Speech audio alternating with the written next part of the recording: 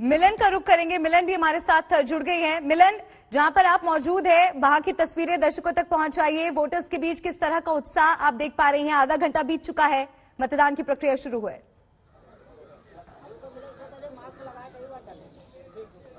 जी देखिए, इस वक्त हम लखीमपुर खीरी में मौजूद हैं और आपको याद होगा किस तरीके से जो 3 अक्टूबर की घटना हुई थी लखीमपुर खीरी में, जिस कारण से आशीष मिश्रा मोनू जेल गए थे, वो यहाँ का यही क्षेत्र है। यहाँ से थोड़ी ही दूर टिकोनिया में जहाँ हादसा हुआ था।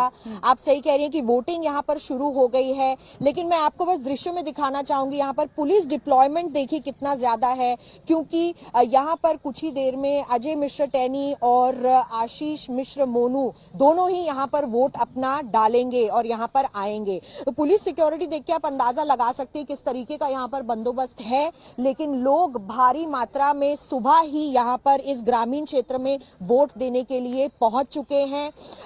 क्या मुद्दे रहेंगे, क्योंकि सबसे बड़ा मुद्दा यहाँ पर लखीमपुर खीरी के हादसा के बाद जो किसानों की मौत हुई वो रहा, और उसी के साथ साथ जिस तरीके की कार्रवाई की गई। अब आशीष मिश्र बाहर हैं बेल पर और वो यहाँ पर वोट देने के लिए आएंगे, लेकिन तराई क्षेत्र होने की वजह से यहाँ पर जो बाढ़ की समस्या है वो भी किसानों के लिए बहुत बड़ा मुद्दा है, और यहाँ पर जो किसानों की जो आवारा पशु का जो प्रॉब्लम चल रहा है वो बहुत बड़ा मुद्दा है। अब देखना ही होगा किस तरीके से वोट समीकरण यहाँ पर बनता है। मिलन, और क्योंकि लखीमपुर में सभी 8 सीटों पर बीजेपी ने जीत दर्ज की थी, अब तिकोनिया कांड क्या एक बड़ा फैक्टर साबित होता है? क्या नतीजों में कुछ बदलाव आता है? ये देखना बेहद दिलचस्प होगा।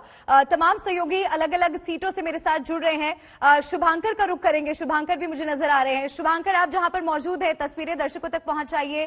किस तरह का उत्साह आप देख रहे हैं? चुनावी सुबह कैसी लग रही है?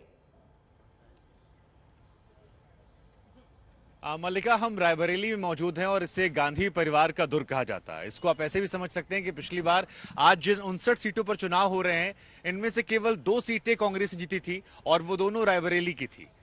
अब आज रायबरेली की 6 में से 5 सीटों पर चुनाव होने वाले हैं और हम रायबरेली सदर में, ये आदर्श पोलिंग बूथ है, लेकिन मेरे साथ जो सबसे हॉट प्रोफाइल सीट है यहाँ की, जहां पर अजित सिंह चुनाव लड़ रही हैं, उनके सामने यादव जी चुनाव लड़ रहे हैं। सर, जरा ये बताइए कि इस बार अरिजीत सिंह जी हैं, वो कह रहे हैं बीजेपी से हम दम भर रहे हैं, एक बार फिर जीतेंगे। आप इस बार कैसे आश्वस्त है समाजवादी पार्टी, क्योंकि पिछली बार 23% वोट आपको मिले थे?